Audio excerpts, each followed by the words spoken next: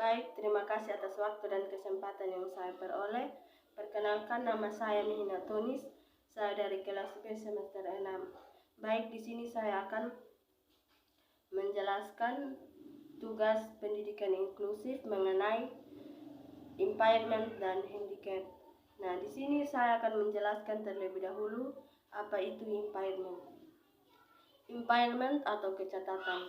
Impairment mengacu pada segala jenis gangguan atau kecacatan fisik, mental, atau sensorik yang mempengaruhi kemampuan seseorang untuk melakukan tugas sehari-hari. Contohnya termasuk kehilangan penglihatan, gangguan pendengaran, kejang-kejangan, atau cacat fisik lainnya. Impairment dapat bersifat sementara atau permanen dan dapat bersifat stabil atau berkembang seiring dengan waktu. Nah, ada beberapa faktor yang mempengaruhi tumbuhnya impairment dalam diri seseorang. Yang pertama yaitu faktor genetik. Nah, beberapa impairment dapat disebabkan oleh faktor genetik seperti cacat bawaan atau kelainan genetik, misalnya Down syndrome yang disebabkan oleh kelainan kromosom. Yang kedua yaitu faktor lingkungan. Beberapa impairment dapat disebabkan oleh faktor lingkungan seperti paparan bahan kimia beracun, infeksi, atau penyakit tertentu yang diderita ibu saat hamil atau cedera fisik. Yang ketiga, faktor gaya hidup. Nah, beberapa impairment juga dapat disebabkan oleh gaya hidup yang tidak sehat seperti kebiasaan merokok, minum alkohol secara berlebihan yang dapat menyebabkan masalah kesehatan yang parah. Yang keempat yaitu faktor usia. Beberapa impairment dapat berkembang seiring bertambahnya usia, seperti kehilangan penglihatan atau pendengaran, kelemahan otot, atau penurunan fungsi kognitif. Yang kelima yaitu faktor kecelakaan atau trauma. Cedera fisik atau trauma yang parah dapat menyebabkan impairment seperti cedera tulang belakang, cedera di bagian kepala, atau amputasi. Bagian yang kedua yaitu handicap. Nah, handicap atau kekurangan. Handicap mengacu pada situasi di mana seseorang dengan impairment atau mengalami kesulitan untuk melakukan tugas-tugas sehari-hari karena faktor-faktor lingkungan atau sosial. Contoh dari faktor lingkungan atau sosial yang dapat menyebabkan kekurangan termasuk ketidakmampuan untuk mengakses fasilitas umum, diskriminasi dalam dunia kerja, atau kurangnya dukungan dari keluarga dan masyarakat. Nah, istilah handicap jarang digunakan saat ini dan cenderung dianggap sebagai istilah yang kurang tepat dalam menggambarkan orang dengan kecacatan atau disabilitas. Sebagai gantinya, istilah yang lebih tepat adalah orang dengan kecacatan.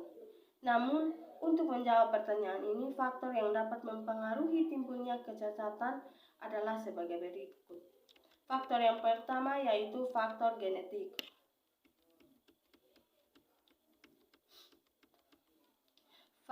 Beberapa kondisi kecacatan atau disabilitas dapat disebabkan oleh faktor genetik seperti Down syndrome atau spina bifida. Yang kedua, faktor lingkungan.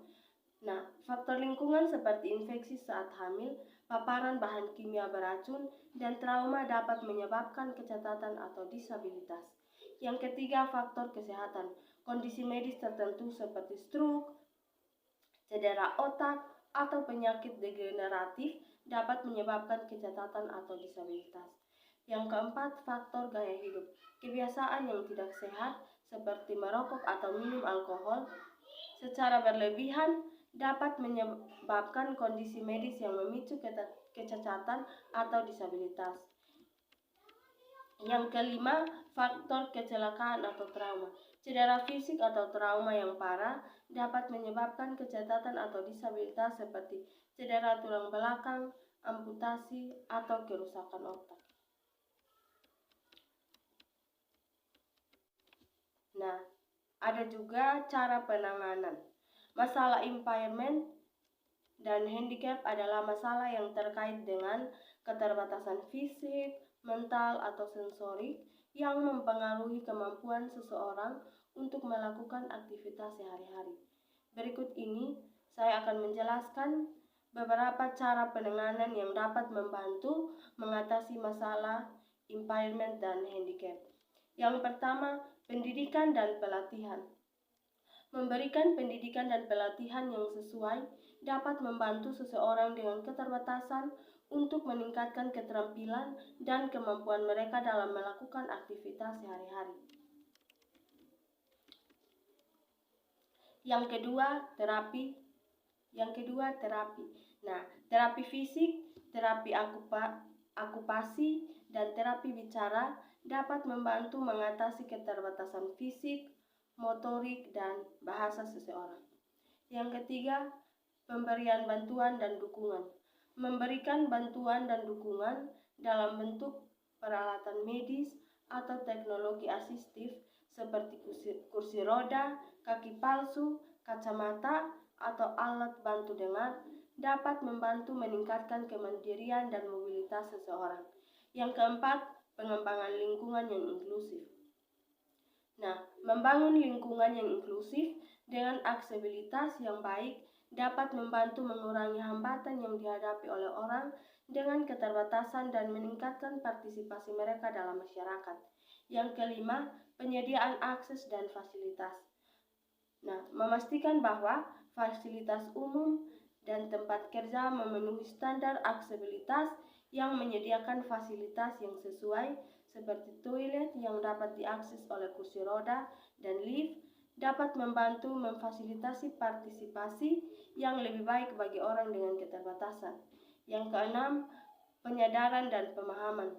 Meningkatkan kesadaran dan pemahaman tentang masalah impairment dan handicap dalam masyarakat dapat membantu mengurangi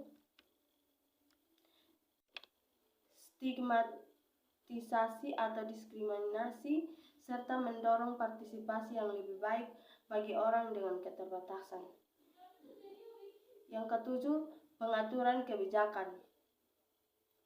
Menganut kebijakan dan peraturan yang mempromosikan aksesibilitas atau inklusi dapat membantu meningkatkan partisipasi dan kesejahteraan orang dengan keterbatasan. Demikian materi singkat dari saya. Sekian dan terima kasih. Salam.